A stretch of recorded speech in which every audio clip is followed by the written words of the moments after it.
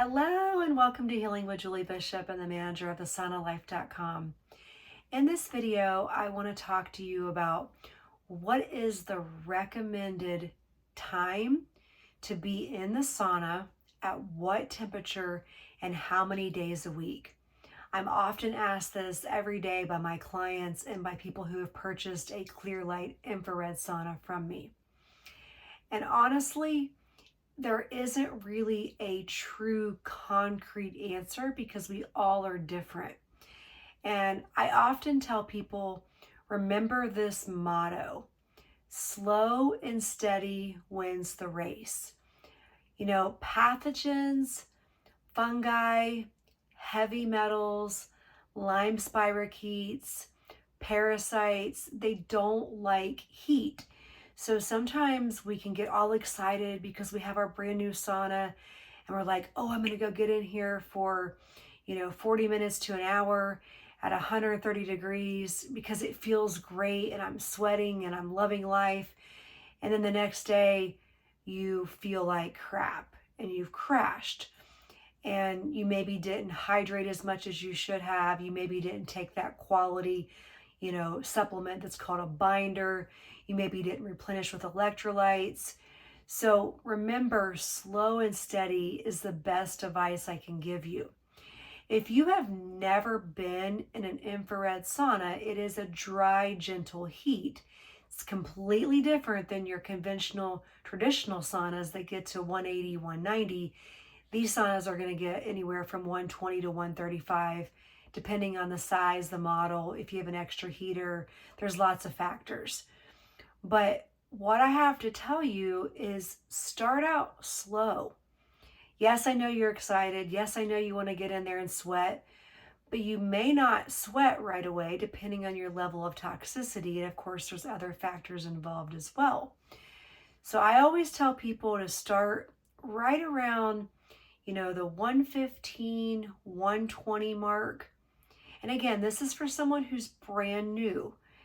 And if you are used to saunas and you've been getting in them for a while, then you're going to be able to handle a higher temperature, a longer time, more days in a row. So just listen to your body.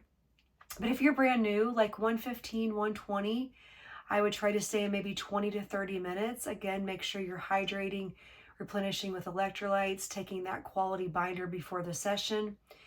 So just make sure that you don't overdo it because you can experience dizziness or that Herxheimer reaction to where you don't feel so good. And sometimes you have to feel worse before you feel better. And I recommend starting out with just like 2 to 3 days a week. And of course, you're going to gradually increase. For me personally, when I started this journey back in 2018, I was incredibly sick. I mean, very sick, like given 3 months to live sick. And I could only handle about 2 days a week in the sauna, maybe 15 minutes at like 110 degrees. And I was shaky, I was sweaty, I felt sick, I was anxious, but I had to get over that hump. I had to start detoxifying slowly but surely, not just with the sauna, but other modalities as well. So again, when people ask me, what is the standard time, temperature, and how many days a week, listen to your body, listen to yourself. If you feel like, oh my gosh, I'm getting too hot, I'm getting too sweaty, either kick open the door, open up the vent in the top of the ceiling, or just simply get out. There's not a marathon that you have to start out at 130 degrees for 40 minutes.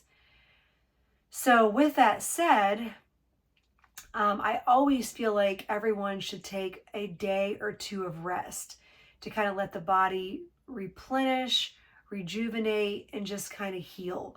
I never feel like someone should do 7 days a week, even though I know there's plenty of people who do it and they feel like they can handle it. But in my personal experience as a certified health coach, I feel like the body needs a good day or two of rest. And honestly, I don't know too many people who have time to do 7 days a week.